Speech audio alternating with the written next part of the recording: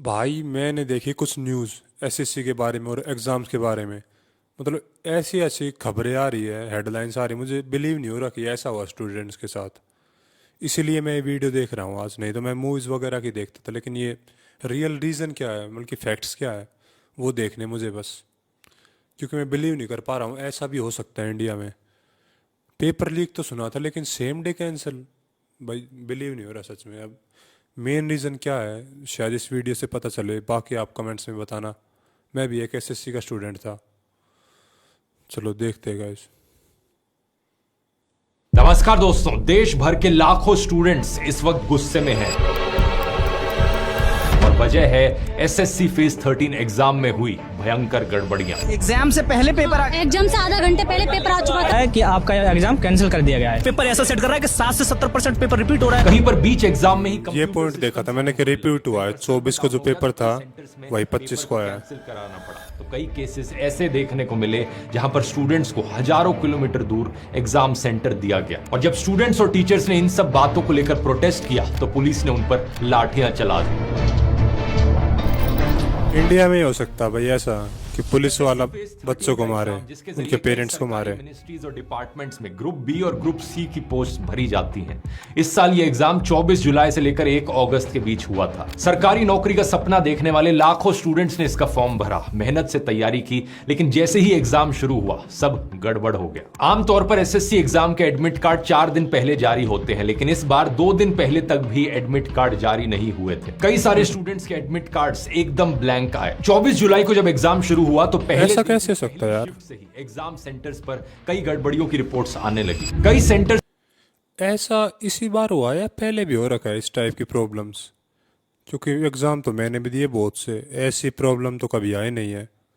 कभी कभी गेट जल्दी क्लोज हो जाते हैं, वो तो होती है, लेकिन इतनी सारी तो कुछ अलग ही मामला लग रहा है यार। पर बायोमेट्रिक सिस्टम काम नहीं कर रहा था, जिसके कारण कई स्टूडेंट्स एग्जाम नहीं दे पाए या देने में लेट हुए। और यहाँ पे बीच एग्जाम में कम से कम 10 से 15 मिनट के लिए सबका समय रुक गया है। एग्जाम नहीं चल रहा था, पूरा सिस्टम लॉक हो गया था। कई सेंटर्स पर पुराने कंप्यूटर्स थे जो ठीक से काम नहीं कर रहे थे। बीच एग्जाम में ही कंप्यूटर्स में टेक्निकल ग्लिचेस आ गए। कहीं 10 से 15 मिनट के लिए स्क्रीन बंद हुआ तो कहीं पर सिस्टम पूरी तरीके से क्रैश कर गया। बच्चों को डिस्टर्बेंस हो रहा है और सिस्टम बंद हो जा रहे हैं एक साथ। सोचकर देखो दोस्तों, एक ऐसा कॉम्पिटिटिव एग्जाम जहां पर एक सेकंड फेल होती है वैसे। वहां 10 से 15 मिनट किसी कैंडिडेट के साथ ऐसा हो जाए तो कितना कॉस्टली पड़ेगा। कुछ एग्जाम सेंटर्स में स्टूडेंट्स को माउस भी पुअर क्वालिटी के दिए गए थे, जिससे किसी भी ऑप्शन को सेलेक्ट करने के लिए 4 से 5 बार क्लिक करना पड़ रहा था और माउस पे 4 बार क्लिक करो तब जाके वो क्लिक हो रहा है। और जब उन्होंने ये माउस की प्रॉब्लम एग्जाम सेंटर्स के मैनेजमेंट को बताई तो उन्होंने नया माउस देने से भी मना कर दिया। अरे आप जबरदस्ती कर रहे हैं भाई, माउस खराब है वहाँ पर, आप लोग से बोल रहे हैं माउस खराब है सब। भाई 3 बार 4 बार बोल रहे हैं हम लोग किचन करिए, माउस भी चेंज नहीं कर रहे हैं ये लोग। एग्जाम हो का रहे ये ऐसी जगह? बीच में ही लाइट चली गई या सर्वर क्रैश कर गया और कोई बैकअप नहीं था। पेपर अच्छी तरीके से लोड भी नहीं हुआ, खासकर इमेज बेस्ड क्वेश्चंस। एग्जाम में मैथ्स के सवालों को सॉल्व करने के लिए एक पेन और पेपर दिया जाता है और स्टूडेंट्स के मुताबिक उन्हें खराब पेन भी दिए गए, जिससे कुछ लिखना भी मुश्किल हो रहा था। ये पेन है, मतलब इससे मोटी तो बर्थडे की कैंडल होती है ना, वो हैवी आ जाती है। इन सभी इश्यूज के कारण कई सेंटर्स पर एग्जाम को कैंसिल करा दिया गया। कर्नाटका में एड्यूकासा इंटरनेशनल सेंटर पर सुबह 9:30 बजे होने वाला एग्जाम ही टेक्निकल इश्यूज की वजह से कैंसिल हो गया। इसी तरह दिल्ली के पवन गंगा एजुकेशन सेंटर पर भी 24 जुलाई से 26 जुलाई के बीच एग्जाम्स एडमिनिस्ट्रेटिव रीजंस की वजह से कैंसिल करा दिए गए। इसके अलावा एग्जाम सेंटर्स की फिजिकल कंडीशंस को लेकर भी स्टूडेंट्स ने कई दिक्कतें बताई हैं। कुछ जगहों में कमरों में कोई फैन नहीं था, कुर्सियां टूटी हुई थी, रूम्स बहुत छोटे थे और सेंटर्स पर पानी और वॉशरूम जैसी फैसिलिटीज भी अवेलेबल नहीं थी। ये कुछ एग्जाम सेंटर्स की इमेजेस आप स्क्रीन पर देख सकते हैं। व्हाट द हेल, ये कुछ एग्जाम सेंटर ये कैसी जगह हो रही है भाई एग्जाम? ये अलाउड कैसे यार? सेंटर्स की इमेजेस आप स्क्रीन पर देख सकते हैं। कई सेंटर्स तो बिल्कुल सुनसान और रिमोट लोकेशंस पर थे, जो स्टूडेंट्स के लिए सेफ नहीं थी। ये जो दिख रहा है आपको, ये जंगल लग रहा होगा पर जंगल नहीं है। सच्चाई तो ये है, ये एसएससी का एग्जाम सेंटर है। आपको ये जंगल लग रहा है। ऐसी जगह गलत काम करने जाते हैं बच्चे, ये पेपर दिला रहे यार ऐसी जगह। पर जंगल नहीं है। सच्चाई तो ये है, ये एसएससी का एग्जाम सेंटर है। ये देखिए, प्रयागराज से हम 300 किलोमीटर दूर एसएससी का पेपर देने आए थे। खेत के बीचों बीच सेंटर किसी का मकान था, उसको ये लोग सेंटर बना दिए हैं। बिल्कुल भगवान, से स्टेशन से 7-8 किलोमीटर की दूरी ये सेंटर मेरे था। चाचा का सेम हाउस है ऐसा ही। कुछ जगह पर बिल्डिंग के ग्राउंड फ्लोर पर गाय भैंस बंधी हुई थी और फर्स्ट फ्लोर पर स्टूडेंट्स एग्जाम लिख रहे थे। एक जगह पर तो एग्जाम सेंटर the के सामने hell? डीजे बज रहा था। बताओ शोर में कोई एग्जाम कैसे लिख सकेगा? मतलब सिचुएशन को यहाँ पर एक स्टूडेंट के पास कंसंट्रेशन कैसे होगा? मतलब आप ऊपर एग्जाम दे रहे हो, नीचे आज की रात मजा मेरा लीजिए बज रहा है।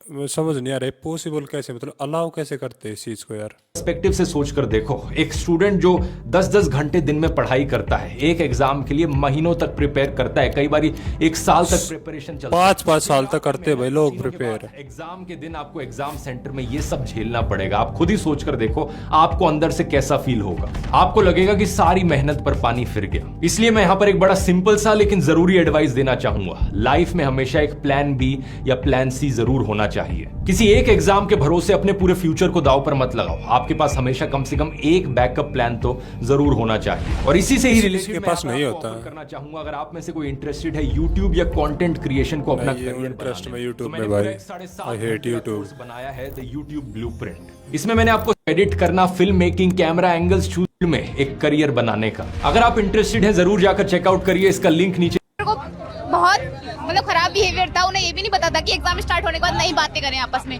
वो आपस में बातें कर रहे हैं एग्जाम के टाइम पे भी। कुछ सेंटर्स पर तो इन्विजिलेटर्स प्रेजेंट ही नहीं थे। और सबसे शॉकिंग बात तो ये थी कि कुछ एग्जाम सेंटर्स पर बाउंसर्स मौजूद थे कि अगर कोई स्टूडेंट आवाज उठाए अपनी परेशानियों को लेकर तो उन्हें शांत कराया जा सके। कई जगहों पर स्टूडेंट्स ने इस मिसमैनेजमेंट के खिलाफ आवाज उठाई तो उनके साथ मारपीट की गई। आप देखिए सेंटर्स पे बाउंसर बुलाकर के बच्चे का सिर फोड़ा गया अगर उसने किसी बात का कुछ विरोध किया गया। आज के एग्जाम में यहाँ पर हमारे ओ। साथी को बहुत ज्यादा मारा गया।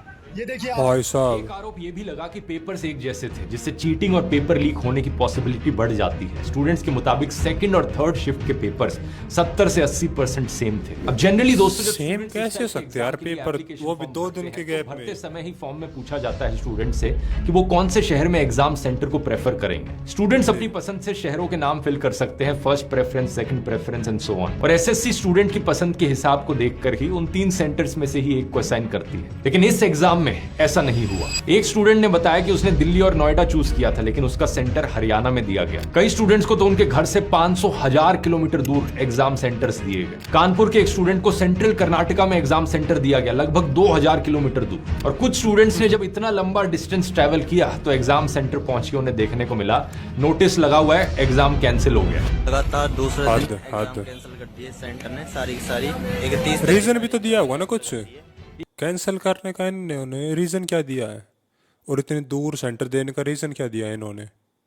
कुछ एक्सप्लेनेशन तो देनी चाहिए यार साथ साथ। ऐसे कोई प्रिपेयर करके आया है कई सालों तक, महीनों तक, और आके एग्जाम कैंसिल, मारने का ही मन करेगा फिर तो यार।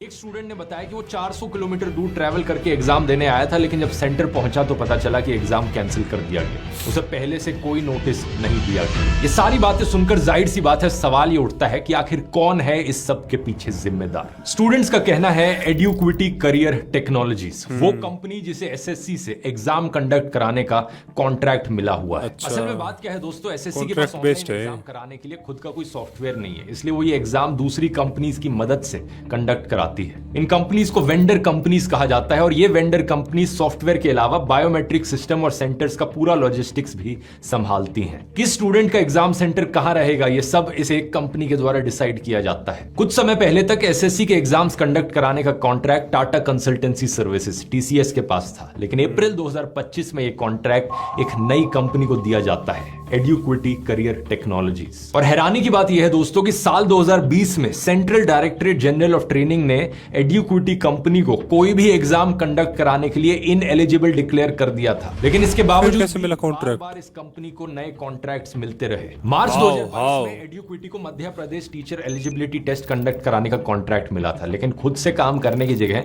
इसने इसे एक दूसरी कंपनी को सब कॉन्ट्रैक्ट कर दिया। राजस्थान की डायरेक्ट नहीं दे देते फिर कॉन्ट्रैक्ट, और बीच में से अपना कमीशन रख लिया। ये वाला जो एग्जाम था इसका पेपर लीक हुआ और सोशल मीडिया पर वायरल गया। सोशल मीडिया पर एमपीटीईटी एग्जाम के सवालों के स्क्रीनशॉट्स वायरल हुए। अब जाहिर सी बात है कोई भी सरकार ऐसी कंपनी को दोबारा एग्जाम कंडक्ट कराने का कॉन्ट्रैक्ट नहीं देना चाहेगी, लेकिन इसके बावजूद 1 साल बाद ही एड्यूक्विटी को मध्य प्रदेश में पटवारी एग्जाम कराने का दूसरा। एड्यूक्विटी किसकी भाई? अंबानी की क्या, जैसे बार बार कॉन्ट्रैक्ट दे रहे?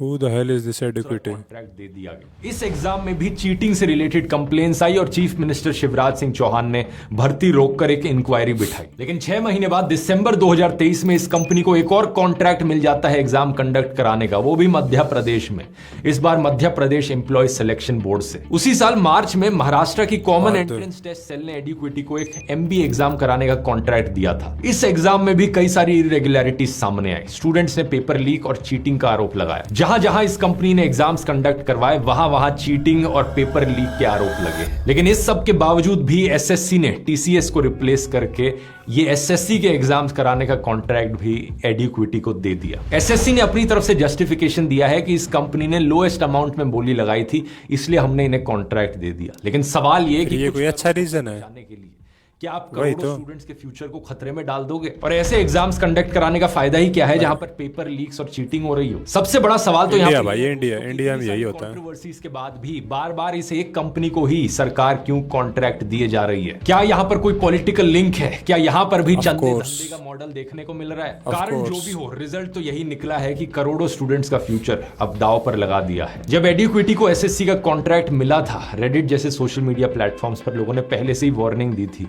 कि अब केओस आने वाला है। स्टूडेंट्स एग्जाम होने से पहले से ही जानते थे पहले से पता है को अगर कॉन्ट्रैक्ट मिल रहा है तो इस एग्जाम में ढेर सारी दिक्कतें होने वाली हैं। और एग्जैक्टली यही चीज हुई। 24 जुलाई को जिस दिन एग्जाम शुरू हुआ था उसी दिन सोशल मीडिया कंप्लेन से भर गया। पहले दिन ही SSC vendor failure, SSC mismanagement, SSC reform जैसे हैशटैग्स ट्रेंड करने लगे। कई बड़े टीचर्स भी स्टूडेंट्स के सपोर्ट में आए हैं। इन टीचर्स का कहना है कि SSC डायरेक्टर ने खुद माना है कि उन्हें एग्जाम से रिलेटेड 55,000 से ज्यादा कंप्लेंट्स मिली हैं। सवाल इन कंप्लेंट्स का है कि अगर 3 लाख स्टूडेंट्स में ही 55,000 कंप्लेंट्स आ गई हैं तो SSC 13 अगस्त को होने वाला CGL एग्जाम कैसे कराएगी, जहां पर 30 लाख से ज्यादा स्टूडेंट शामिल होंगे और उस एग्जाम का कॉन्ट्रैक्ट भी इसी कंपनी को दिया गया है। शर्म की बात तो यह है दोस्तों कि सरकार स्टूडेंट्स और टीचर्स की सुनने की बजाय उन्हीं पर ही अत्याचार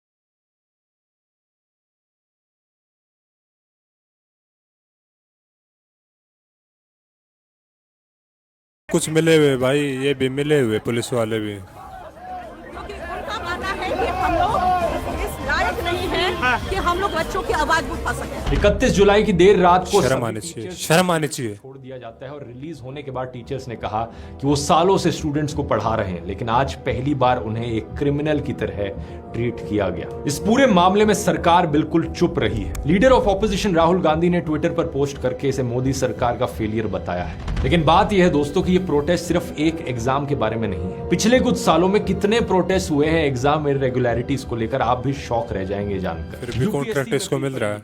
बैंकिंग में IBPS स्कैम्स, रेलवेज में RRB प्रोटेस्ट, हर जगह यही हाल है। देश का पूरा रिक्रूटमेंट सिस्टम यहाँ पर कोलैप्स कर रहा है और सरकार से जॉब्स की मांग करना तो छोड़ो, जो एग्जिस्टिंग जॉब्स हैं उनके लिए भी एक फेयर सिस्टम नहीं दे पा रही है सरकार। इतनी नाकाम सरकार शायद ही देश के इतिहास में पहले कभी देखी गई है। मैं सरकार से कहना चाहूंगा, अगर थोड़ी सी भी शर्म बची है, एक सिंपल सी डिमांड है स्टूडेंट्स की, उसे फुलफिल कर दो। एक कंपनी से कॉन्ट्रैक्ट वापस लेकर उस पुरानी कंपनी को ही तो देना है। कौन सा यहाँ पर जब उसमें ठीक ही हो रहे थे एग्जाम, तो बदलने की जरूरत क्या थी? इससे ही पता चल रहा है भाई। मुश्किल काम नहीं है। एक बार पैसा खाया गया बीच में। तो सरकार के खुद के भी पैसे बचेंगे। लेकिन इतनी एक्सपेक्टेशंस आपसे रखना मुश्किल लगता है तो एक सिंपल सी चीज कर दो, उस कंपनी से कॉन्ट्रैक्ट वापस ले लो। और ये जो दिक्कतें स्टूडेंट्स को झेलनी पड़ी हैं, सरकार के खर्चे पर री एग्जाम की व्यवस्था करा दो। याद रख लो, यही स्टूडेंट्स देश का फ्यूचर है। कल को अपना ये वोट भी इसी चीज को देखकर तय करेंगे। और स्टूडेंट्स के लिए मैं कहना चाहूंगा, मैं समझ सकता हूं कितना फ्रस्ट्रेटिंग होगा इस तरीके के सिस्टम से डील करना, लेकिन at the end of the day ये भी याद रखिए कि एक एग्जाम आपकी जिंदगी तय नहीं करता, एक एग्जाम सब कुछ नहीं होता है। इसलिए अपना हौसला कभी मत खोना। लेकिन मेहनत तो वेस्ट गई यार। कहानी से इंस्पिरेशन ले सकते हैं। मैंने किसी भी ऐसे एग्जाम को टॉप नहीं किया था, लेकिन इसका मतलब ये नहीं कि मैं सक्सेसफुल नहीं बन पाया अपनी जिंदगी में। यहां क्लिक करके इस वीडियो में आप मेरी लाइफ स्टोरी जान सकते हैं। और अगर आप YouTube ब्लूप्रिंट कोर्स में इंटरेस्टेड हैं तो यहां क्लिक करके उसे ज्वाइन कर सकते हैं। That's enough, bro. That's enough. बहुत बहुत धन्यवाद। भाई अब क्या क्या बताऊं, इससे मेन पॉइंट हमें क्या पता चलता है? मेन पॉइंट क्या पता चलता है कि पैसे खाए गए हैं और सबके सामने खाए गए हैं, और गवर्नमेंट की साइड से कोई नहीं बोल रहा है इनके खिलाफ। और इतना मतलब क्लियर है कि इन्होंने कॉन्ट्रैक्ट क्यों बदला है, बस पैसों के लिए, और कोई रीज़न नहीं था। और हमारे सामने हो रहा है यार, हम डेमोक्रेसी है फिर भी हमारे सामने हो रहा है ये सब। तो हम अब ये डेमोक्रेसी है या नहीं है, डिक्टेटरशिप है, क्या बोले अब इसे बताओ। और ऐसा नहीं है अभी हो रही है स्कैम, ये कांग्रेस के टाइम भी होते थे, लेकिन अब तो अब खुलेआम हो रहे हैं, हमारे आंखों के सामने हो रहे हैं। अब इन्हें रोकने के लिए जो कर रहे हैं ना हम अभी प्रोटेस्ट, यही करनी पड़ेगी। और कोई वो नहीं है हमारे पास, अब चारा नहीं है और कोई कुछ भी करने का।